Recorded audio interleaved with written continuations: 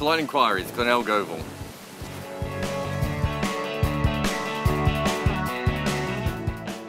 Ronak Kapoor says, Andy's gigs often have a Cameron Akmal reference. Is Umar now worthy of a place in them? Well, I don't think any World Cup has really truly begun until you've had an Akmal drop. It was good behind the stumps. Well, also we had that early on yesterday. Just his general takes were quite interesting. He sort of punched the ball towards the ground. I like a World Cup team who prepare and they think about this and they plan and they analyse and they get into the game and they completely change their lineup and just throw a random guy into keep. I quite enjoy that. England sort of did that with their entire batting. Oh, it's a dance as old as time itself. Well, possibly as old as World Cups. England and Pakistan themselves. Anchor says, how do you rate India's bowling performance?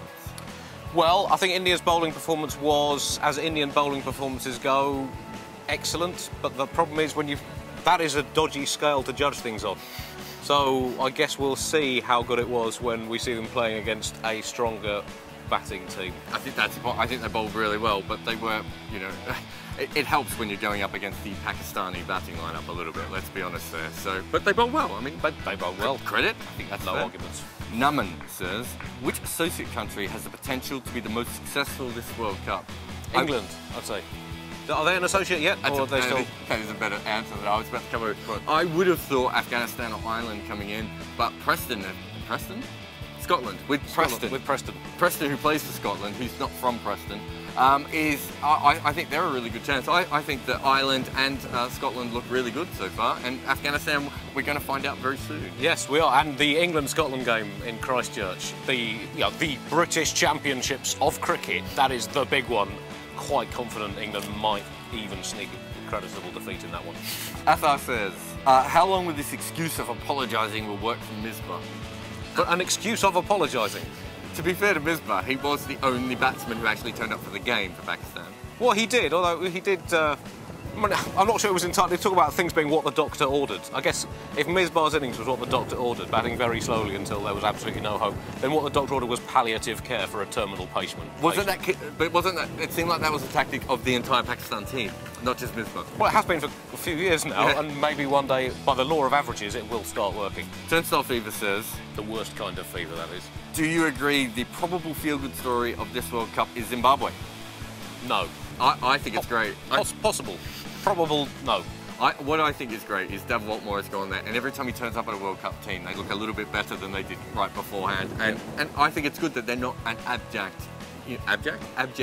embarrassment. And I think that's all we can really ask for from them. If you put money on the first weekend of games, the closest one being South Africa-Zimbabwe, you would have been a wise man or from the future, I think. Well, I'm not sure many people would have gone for that, but they did well.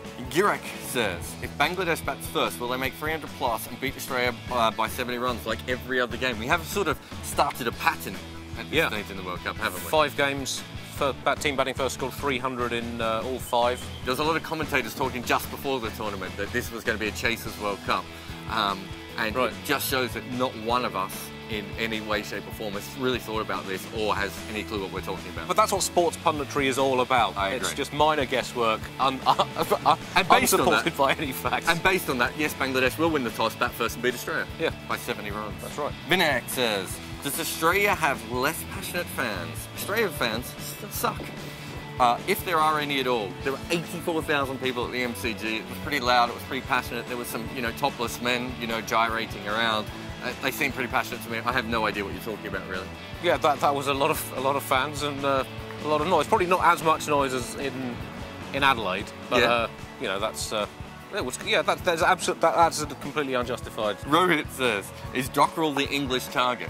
It's a bit interesting because for a couple of years I've thought that Dockrell might be the next one tapped on the shoulder, but he didn't quite come along. But every time an ICC tournament comes out, Ireland is sort of like a really good Davis Cup team. If you look at all their players, they're not great, but they sort of come together and play slightly better every time they need to, and I think Dockrell is part of that. Because he's okay in county cricket, but he doesn't burn the house down. There's no houses burned. And I still think it's probably worth England stealing him just to try and undermine the Irish cricket team still further. So I think as long as he has a half-decent World Cup, just poach him, just for the hell of it. That's the way English cricket works. Recruitment is the absolute key to success. I can't believe we let A.B. de Villiers slip through the net. How did that happen? Robert Drummond says, what would your ideal format be for the World Cup? 92, 99, something else? I've not thought about this at all. Right, I'd go 1892 when it was just England and Australia. and we used to win a lot. So let's go back that far. I'd go, I think 12 teams. In 1892, weren't South Africa actually playing Test cricket by then? Sort of. But they were rubbish. They were absolutely, those were the days. Those were the days. That was the true World Cup for me. 12 teams, 2 groups of 6, 6 teams getting through, playoffs to make it into the semi-finals, top teams through automatically, semi-finals, final, bingo. 32 teams to the death.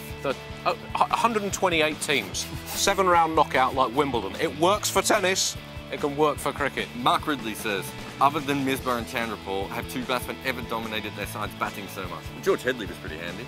Headley was a decent bat, certainly. Bruce Mitchell for South Africa back in the 40s. They had some other decent players then. They had Dudley North around about the same time. Alan Melville. There's been a few. I know too much about mid-20th century South African. Hilariously, Misbah al-Haq actually played in that era. He did, yeah. I can't think of too many one-day batsmen who dominated their teams the way that Misbah has. Yeah. And Shiv maybe slightly. That's a slightly odd question for a World Cup as well. Paul says, can we expect Jared to be on a major US show like John Oliver did after working with Andy? I'm the dream maker. Your future is bright, my friend. Very bright indeed. I'll just touch you and you will be a global star. I can do that. See you next time.